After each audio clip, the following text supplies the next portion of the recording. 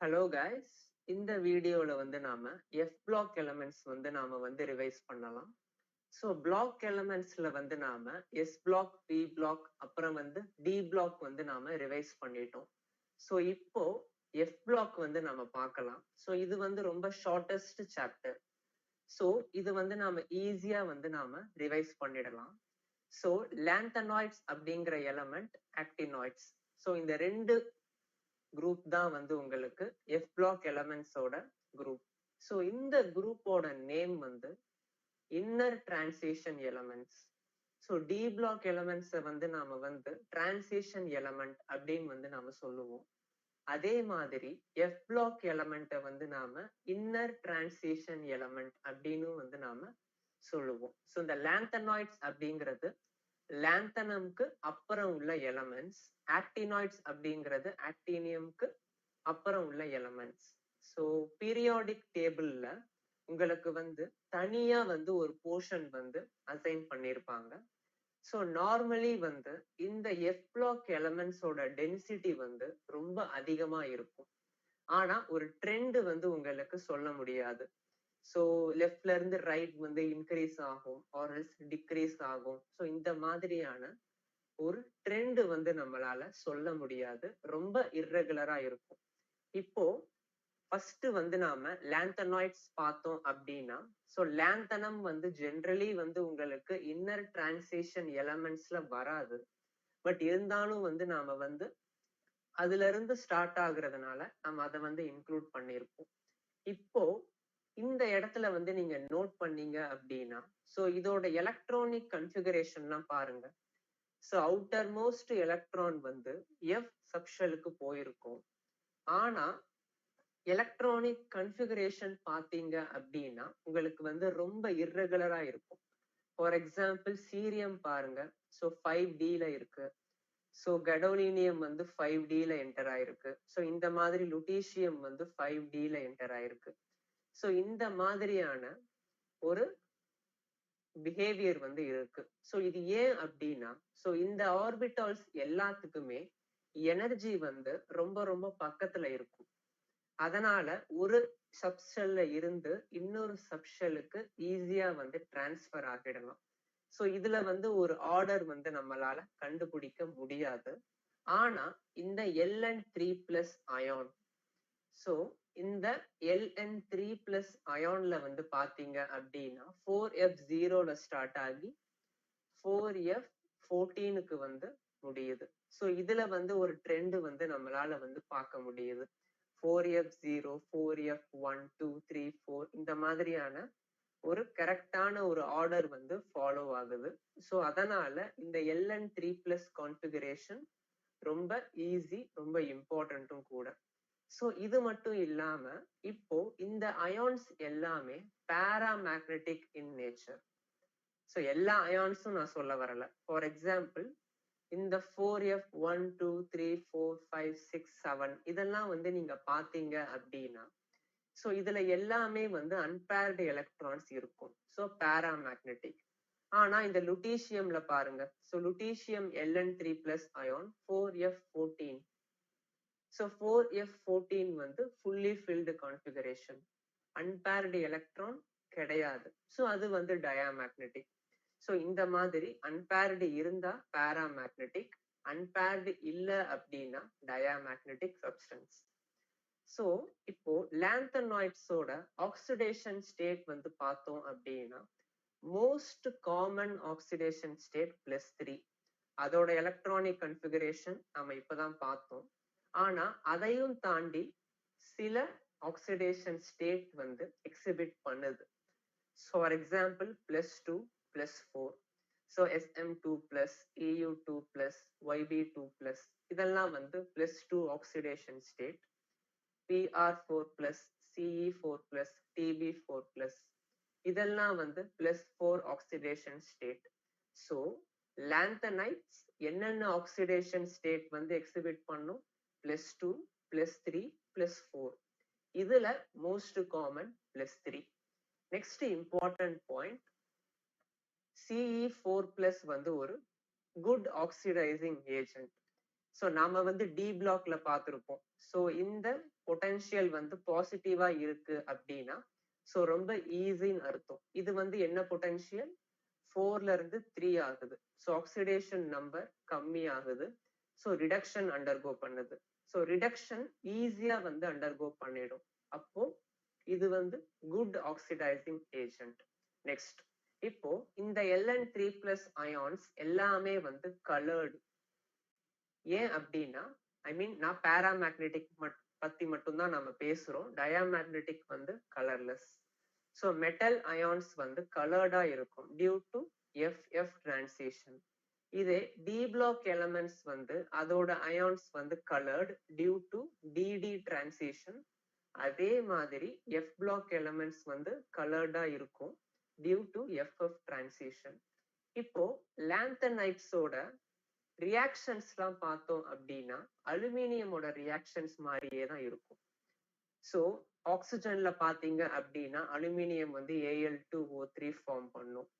அதே மாதிரி லாந்தனைட்ஸ் வந்து Ln2O3 வந்து ஃபார்ம் பண்ணுது. ஆசிட்ஸ்ல வந்து ஹைட்ரஜன் லிபரேட் பண்ணுது. அதே மாதிரி ஹாலஜன்ஸ் கூட Lnx3 வந்து ஃபார்ம் பண்ணுது. ஏன்னா நமக்கு தெரியும், ஏன்னா மோஸ்ட் காமன் ஆக்சிடேஷன் ஸ்டேட் +3, கரெக்டா? அதே மாதிரி வாட்டர் கூட LnOH thrice. அதே மாதிரி கார்பன் கூட ஏகப்பட்ட காம்பவுண்ட்ஸ் வந்து possible. LnC2 possible, Ln3C possible, Ln2C3 possible, LnC2 possible. So different டெம்பரேச்சருக்கு ஏத்த மாதிரி டிஃப்ரெண்டான காம்பவுண்ட்ஸ் வந்து ஃபார்ம் பண்ணும். ஸோ NCERT-யை பொறுத்த வரைக்கும் 2773 கெல்வின் இந்த டெம்பரேச்சர்ல கார்பன் கூட ரியாக்ட் ஆகும்போது லாந்தனைட்ஸ் வந்து LnC2 வந்து ஃபார்ம் பண்ணுது. ஸோ நைட்ரஜன் கூட Lnn, heated with sulphur Ln2S3. So generally அலுமினியமோட ரியாக்ஷன்ஸ் மாதிரி தான் லாந்தனைட்ஸோட கெமிக்கல் ரியாக்ஷன்ஸும் வந்து நமக்கு இருக்குது. நெக்ஸ்ட் வந்து நாம ஆக்டினைட்ஸ் பார்க்கலாம். ஸோ ஆக்டினைட்ஸ் பார்த்தோம் அப்படின்னா ஸோ இந்த இடத்துல வந்து நோட் பண்ணுங்க, சேம் இதுதான். ஸோ அதோட மெட்டலோட எலக்ட்ரானிக் கன்ஃபிகரேஷன் ஒரு ஈவனா கிடையாது. ஸோ சம்டைம்ஸ் வந்து உங்களுக்கு வந்து 6d ஆர்பிட்டால் கிடையாது. ஸோ இந்த மாதிரியான இதெல்லாம் பாருங்க, 6d இருக்கு, சம்டைம்ஸ் அது கிடையாது. ஸோ ஒரு இர்ரெகுலரா வந்து இருக்கு. ஆனா இந்த M3+ அயான் வந்து பாருங்க, ஸோ லாந்தனைட்ஸ் மாதிரியே இந்த ட்ரை பாசிட்டிவ் அயான்ஸும் ஒரு ஸ்பெசிஃபிக்கான ஒரு ஆர்டர்ல வந்து இருக்கு. ஸோ 0ல ஸ்டார்ட் ஆகுது, 14ல வந்து முடியுது. ஸோ இதுலயும் வந்து சேம் பேராமேக்னெட்டிக் டயாமேக்னெட்டிக் நேச்சரும் இருக்குது. நெக்ஸ்ட் வந்து நாம பார்க்க போறது, ஸோ லாந்தனைட்ஸ்க்கு வந்து நாம என்ன பார்த்தோம், ஸோ 3 ஆக்சிடேஷன் ஸ்டேட் வந்து இருக்கு அப்படின்னு பார்த்தோம். ஸோ +2, +3, +4. ஆனா ஆக்டினைட்ஸோட oxidation state +3, +4, +5, +6, +7. So 5 different oxidation state வந்து பாசிபிள். ஸோ இந்த புளுட்டோனியம், நெப்டியூனியம், ஸோ இந்த மாதிரி எலமெண்ட்டுக்கு தான் உங்களுக்கு வந்து +7 ஆக்சிடேஷன் ஸ்டேட் வந்து பாசிபிள். ஆனா மோஸ்ட் காமன் ஆக்சிடேஷன் ஸ்டேட் லாந்தனைட்ஸ்க்கு +3. அதே மாதிரி ஆக்டினைட்ஸ்க்கும் +3 தான் மோஸ்ட் காமன் ஆக்சிடேஷன் ஸ்டேட். மற்றது எல்லாமே வந்து ரொம்ப ரேர் அன்காமனான ஆக்சிடேஷன் ஸ்டேட். ஸோ ஜஸ்ட் வந்து எல்லாருக்குமே +3 வருது, ஆனா தோரியம்க்கு பாத்தீங்கன்னா +4 தான் வந்து இருக்கு. ஸோ இது நோட் பண்ணிக்கோங்க. அதே மாதிரி இந்த 2 எலமெண்ட்ஸ்க்கு வந்து +7 ஆக்சிடேஷன் ஸ்டேட் வந்து இருக்கு. நெக்ஸ்ட் கெமிக்கல் ரியாக்ஷன்ஸ் பாத்தீங்க அப்படின்னா எல்லா மெட்டலையும் கான்சென்ட்ரேட்டட் ஹைட்ரோகுளோரிக் ஆசிட் வந்து அட்டாக் பண்ணும். ஆனா கான்சென்ட்ரேட்டட் நைட்ரிக் ஆசிட் அவ்வளவா வந்து அட்டாக் பண்ணாது due to the formation of protective oxide layer. அதே மாதிரி alkalis have no action. So இந்த 3 important points வந்து நோட் பண்ணிக்கோங்க. நெக்ஸ்ட் வந்து அட்டாமிக் சைஸ். ஸோ லாந்தனைட்ஸா இருக்கட்டும், ஆக்டினைட்ஸா இருக்கட்டும், அதோட அட்டாமிக் சைஸ் வந்து உங்களுக்கு வந்து லெஃப்ட்ல இருந்து ரைட் போகும்போது என்ன நடக்கும், கம்மி ஆகிக்கிட்டே வரும். ஸோ கம்மியாறதுல எந்த ஒரு எக்ஸப்ஷனுமே கிடையாது.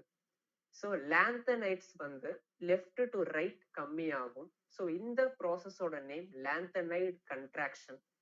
ஏன் அப்படின்னா ஸோ நமக்கு வந்து தெரியும். ஸோ எஃப் ஆர்பிட்டால்ல ஒரு எலக்ட்ரான் வந்து இருக்கு அப்படின்னா அதுக்கு அதோட ஸ்கிரீனிங் எஃபெக்ட் ரொம்ப ரொம்ப கம்மியா இருக்கும். ஸோ அதனால லாந்தனைட் கன்ட்ராக்ஷன் இருக்கு. ஸோ ரெகுலரா கம்மி ஆகிக்கிட்டே வரும். அதே மாதிரி தான் ஆக்டினைட்ஸ்லயும் உங்களுக்கு வந்து left to right atomic size or atomic radius கம்மி ஆகிக்கிட்டே வரும் டியூ டு ஆக்டினைட் கன்ட்ராக்ஷன். இப்போ ஆக்டினைட் கன்ட்ராக்ஷனையும் லாந்தனைட் கன்ட்ராக்ஷனையும் நாம வந்து கம்பேர் பண்ணோம் அப்படின்னா ஆந்தனாய்ட் கன்ட்ராக்ஷன் வந்து லாந்தனாய்ட் கன்ட்ராக்ஷனை விட அதிகமா இருக்கும். ஏன்? ஏன்னா ஆந்தனாய்ட் கன்ட்ராக்ஷன்ல உங்களுக்கு வந்து எந்த எஃப் சப்ஷெல் இன்வால்வ் ஆயிருக்கு, லாந்தனாய்ட் கன்ட்ராக்ஷன்ல எந்த எஃப் சப்ஷெல் இன்வால்வ் ஆயிருக்கு. ஸோ இது வந்து நமக்கு தெரியும். ஸோ ஆக்டினாய்ட்ஸ்ல ஸ்கிரீனிங் எஃபெக்ட் இன்னும் கம்மியா இருக்கும். ஸோ அதனால கன்ட்ராக்ஷன் இன்னும் அதிகமா வந்து இருக்கும். ஸோ நெக்ஸ்ட் லாந்தனாய்ட்ஸ்ல வந்து புரோமீத்தியம் அப்படிங்கிற அந்த ஒரே ஒரு எலமெண்ட் மட்டும்தான் ரேடியோ ஆக்டிவ்.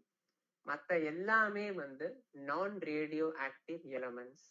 ஆனா ஆக்டினைட்ஸ்ல எல்லா எலமெண்ட்டுமே வந்து ரேடியோ ஆக்டிவ் எலமெண்ட்ஸ்.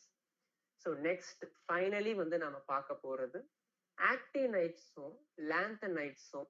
ஸோ ரெண்டுமே வந்து ஒரு சிமிலாரிட்டி என்ன அப்படின்னா ரெண்டுமே வந்து அயான் எக்ஸ்சேஞ்ச் பிஹேவியர் வந்து காட்டும். ஸோ ஜஸ்ட் இந்த பாயிண்ட் மட்டும் தெரிஞ்சா போதும். ஸோ ஒரு டிஃப்ரென்ஸ் அப்படின்னு பார்த்தோம் அப்படின்னா ஆக்டினாய்ட்ஸ் வந்து ஆக்சோ கேட்டயான்ஸ், அதாவது for example UO2+. So uranium வந்து ஆக்சிஜனோட ஒரு கேட்டயான் வந்து ஃபார்ம் பண்ணிருக்கு. ஸோ இதோட நேம் தான் ஆக்சோ கேட்டயான். ஆனா லாந்தனாய்ட்ஸ் வந்து இந்த மாதிரியான எந்த ஒரு ஆக்சோ கேட்டயானும் ஃபார்ம் பண்ணாது. ஸோ எஃப் பிளாக் எலமெண்ட்ஸ் வந்து நம்ம பார்த்ததுல நீங்க மெயினா நோட் பண்ண வேண்டியது இந்த கெமிக்கல் ரியாக்ஷன்ஸ், அதே மாதிரியான இந்த ஆக்டினைட் அண்ட் லாந்தனாய்ட் கன்ட்ராக்ஷன் வந்து நமக்கு ரொம்ப இம்பார்ட்டன்ட். அதே மாதிரி similarities and dissimilarities between actinoids and lanthanoids. Finally oxidation state வந்து நாம வந்து ஞாபகம் வச்சுக்கணும். ஸோ எக்ஸப்ஷன் ஃபார் எக்ஸாம்பிள் யாருக்கு வந்து +7 இருக்கு, யாருக்கு வந்து +4 இருக்கு. ஸோ இதெல்லாம் வந்து நாம பார்த்துக்கணும். அதுக்கப்புறம் மோஸ்ட் காமன் ஆக்சிடேஷன் ஸ்டேட் வந்து நாம ஞாபகம் வச்சுக்கணும். ஸோ இவ்வளவுதான் வந்து நமக்கு எஃப் பிளாக் எலமெண்ட்.